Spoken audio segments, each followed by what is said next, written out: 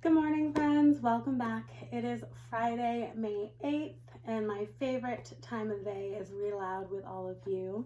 We are reading It Ain't So Awful, Falafel. Last time we read together, Zomorod began her first day at Newport Beach School, and this school is really big, and she seems a little intimidated. She knows that her name is hard to pronounce, so she tries to go early to each class before the teacher takes roll call to just tell them that actually you can call me Cindy. She said there's less drama that way. And last time I asked you, if you could be an animal, what would you be? Zomorod would be a turtle so she can hide. I think I would be a lion because I like to be queen of the jungle. What about you? I hope you commented in the last video. All right, this new chapter is called No Pain, No Gain. On Wednesdays and Fridays, I have PE first period. It's Wednesday, so I wake up in a bad mood. I already hate the day. And who do I see as I walk into the gym? Original Sydney, standing next to the bleachers with a group of girls. I walk quickly, trying to glide past them as fast as I can. As soon as I get close, they stop talking and turn around to look at me. I panic and say, "Hi, Sydney." She glares at me, then whispers something to the other girls, and they all start laughing. What is so funny? I know my stretchy gym shorts are not flattering, and my tennis shoes are a weird pink color, 50% off sale. But neither of those things is funny out loud funny. On second thought, I don't even want to know why they're giggling. I go up to the gym coach, who has a whistle and a rope around her neck, and she is holding a clipboard. "Hi, I want to let you know that I have a different name from what is on the attendance sheet." "Okie dokie, which one's yours?" she asked, showing me the list of names. "Right there," I say, pointing to the longest name on the list. "Please call me Cindy." "Okie dokie," she says again. "Muchas gracias." As soon as the class bell rings, she blows a whistle. It ear-splittingly loud in the gym, thanks to the echo. "Hello, ladies. I am Coach McAndrew, and it's my job to get you in shape this semester. As you know, boys and girls have separate PE classes, but I don't want you to think that girls' PE is some kind of social hour. It's not tea time, ladies. The motto is simple: no pain, no gain. For the next 2 months, we're going to rotate through different activities every 2 weeks, starting with tumble, then dodgeball, then tumble and dodgeball. I don't hear anything after that. Dear God, this is the only time I will ask for a broken arm. Please make it the left one so I can still do homework." Coach Andrew blows her whistle 4 more times, pointing each time to one of the 4 mats on the floor. "Line up behind these mats. We're going to start with forward rolls, then backward somersaults, then cartwheels, then repeat." She blows her whistle again. I go up to her. "Excuse me, I don't know how to do any of those things. Can I please go to the library?" Still to this day, I don't know how to do a cartwheel. "No, can do, amiga. Just watch what the other girls are doing. You'll learn. It's not hard. No pain, no gain." I stand way in the back of the line, letting everyone go ahead of me. All the kids do the forward rolls effortlessly. How am I supposed to learn by watching them? It's like telling someone to learn how to swim by watching a fish. It's finally my turn. I kneel down and put the top of my head on the mat. That's as far as I get. I don't know what to do next. I hear giggling. The coach walks over. "Just roll," she says. Can she possibly be less helpful? I close my eyes and push myself forward. I roll sideways off the mat, splat on the wooden gym floor. I hear more giggles. "Okay, why don't you sit this one out and just watch?" Coach Andrew suggests. "Thank you," I say, walking towards the bleachers with my head down. I hate PE more than ever. All pain, no gain. Next chapter. Never owned a camel. At lunch, I'm sitting in the usual spot against my locker when I hear someone say, "Excuse me, are you the one from Iran?" That's nice. Yeah, I say hesitantly, looking up to see a girl smiling at me. "That's so cool. I'm Carolyn." I heard you say that in Miss D'Angelo's class. I'm from Norway. Oh, a connection. She says, sitting down on the ground next to me. I'm so happy that someone is talking to me, but then I think, what if she turns out to be mean like original Sydney? I'm willing to take a chance. When did you move here, I ask. My grandparents came here, not me. So you were born here? I was. When you said you were from Iraq, I thought you meant your grandparents were from Iran. So, do you speak any other languages, she asked. I speak Persian. That's really cool. My grandparents still speak Norwegian, but my parents and I only speak English. My grandparents wanted their kids to speak only English so they would have a better chance in America, she explained. Too bad, huh? It's different for us because we're going back to Iran when my father's assignment is finished, so I can't forget Persian, I say. Can you say something in your language? Carolyn asks. What do you want me to say? Anything, she says. I just want to hear what it sounds like. Man shator nadaram. What does that mean? I don't own a camel, I translate. Carolyn laughs. Brock Fitter is an idiot. You know, he's the guy who asked about your camel the first day of school. Ignore him always. I'll try, I say. I think you're going to like living in Newport Beach. I've lived here my whole life. Here's all you need to know. When the weather is in the 60s or low 70s, we call that sweater weather. Much different from Vermont. Anything else is just called weather. I'll remember that. And if you want to meet nice people, you should join the Girl Scout troop, Carolyn suggests. We do fun things. The leader, Miss Starr, and Miss Woods are super nice. That would be great, I say. And you know what? We should meet for lunch every day, but let's eat on the bleachers near Miss D'Angelo's class. Okie dokie? And on Friday, we should go check out the library, she suggests. We totally should do that. Unlike my fake enthusiasm for tanning, this is real. I'm what you call a bookworm, Carolyn says as the bell rings, and we get up to leave. Me too. When I get home, my mom is watching TV. Guess what? I met the nicest girl today named Carolyn, and I'm going to join Girl Scouts. And guess what again? She's a bookworm. That's nice. I know that my mom knows what Girl Scouts is because I was in Brownies in Compton. She just never gets excited over stuff. She probably is thinking about her sisters in Iran. She spends a lot of time doing that. Plus, she's not a bookworm, and only bookworms get excited over other bookworms. So this is so exciting. At first, when I read it, I thought, uh-oh, Carolyn, someone else who's going to pick on Zomorod. But no, she was able to form a connection with her, and I'm excited to know, hopefully they'll be friends. Next chapter. Brain. It's a good thing. Carolyn's last name is Williams, which means that our lockers are near each other. I've only had one conversation with her, but I've already decided that she's the coolest person in Newport Beach. We meet at the bench as planned. It's much nicer than sitting on the ground. So what's going on with the demonstrations in Iran, she asks. You know about them? I almost choked on a mouthful of cucumber. Well, yeah, it's all over the news, she replies.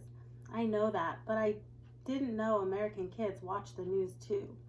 I watch every day. I want to be a journalist when I grow up, she says. So what is going on over there?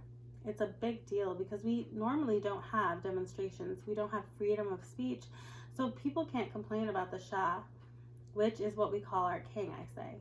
You can't complain at all, she says? Not at all. Whoa, that's hard to imagine.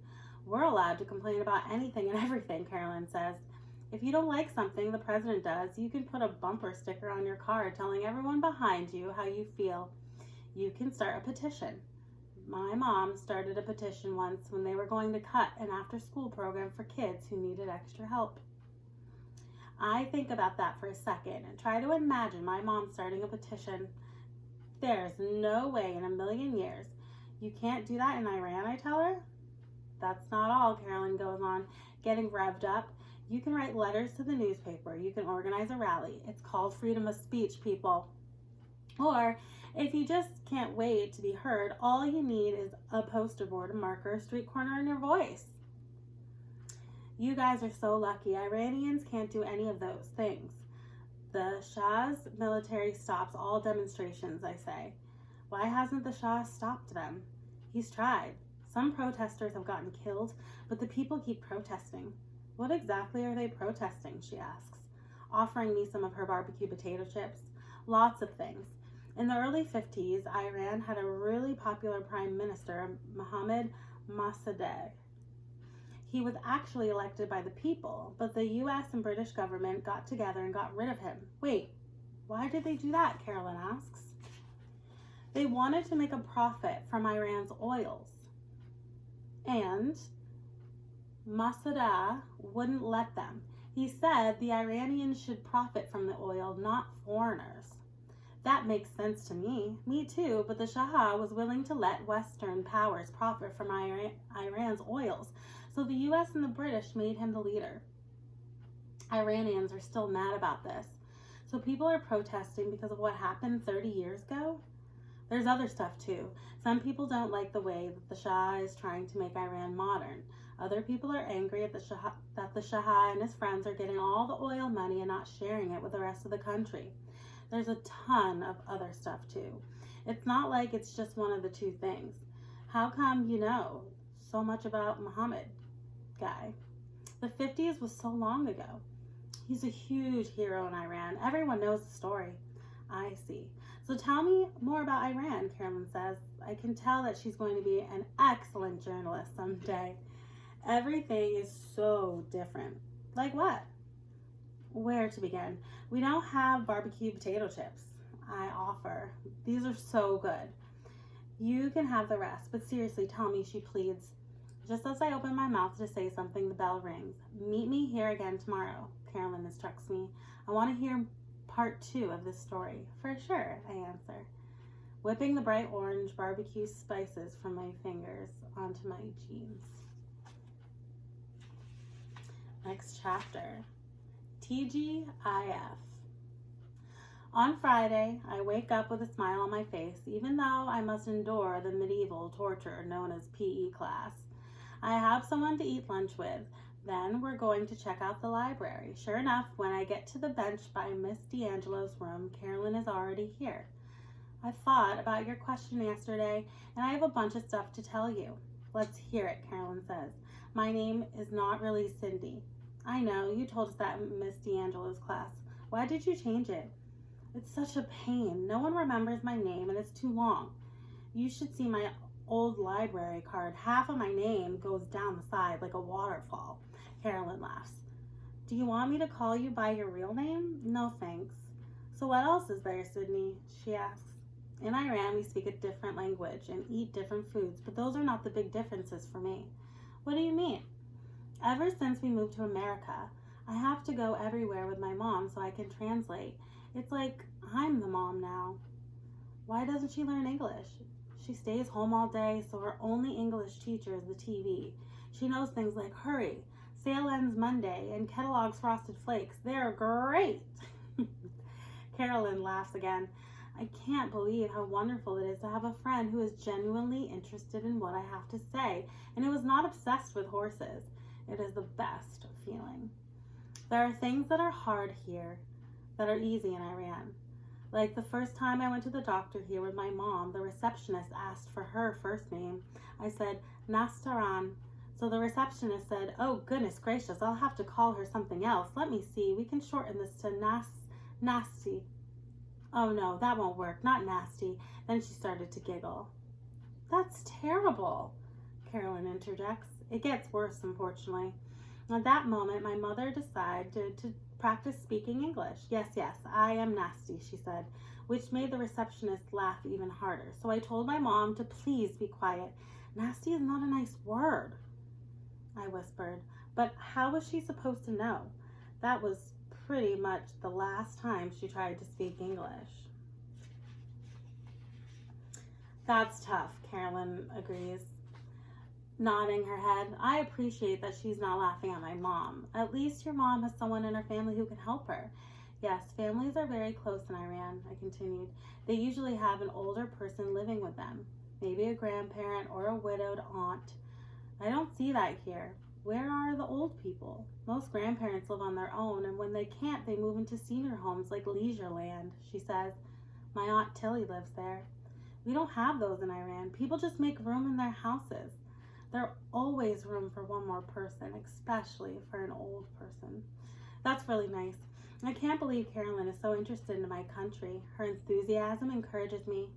We also don't have weekends, I continue. Fridays are the only day off, and most kids spend the whole day doing schoolwork. We have homework starting in first grade and lots of it. School is a lot harder in Iran. Interesting.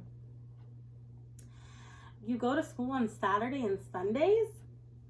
She asked. Sad but true, but the strangest thing is that being smart in America is not cool. In 5th grade, I got a perfect score on the math test at the beginning of the year that we're supposed to take at the end of 5th grade.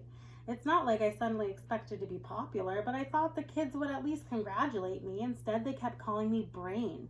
They said it like it was a bad thing. I was used to Iran, where it's really, really cool to be good at math. I think it's very cool to be good at math, Carolyn says, and so do my parents. I don't know. It seems like most people only think you're cool in America if you're pretty or good at sports. I don't look like anybody who is considered pretty here, and I don't know how to play basketball or how to do the monkey bars, and please do not say the word tumbling around me or I will have an allergic reaction. And I hate dodgeball.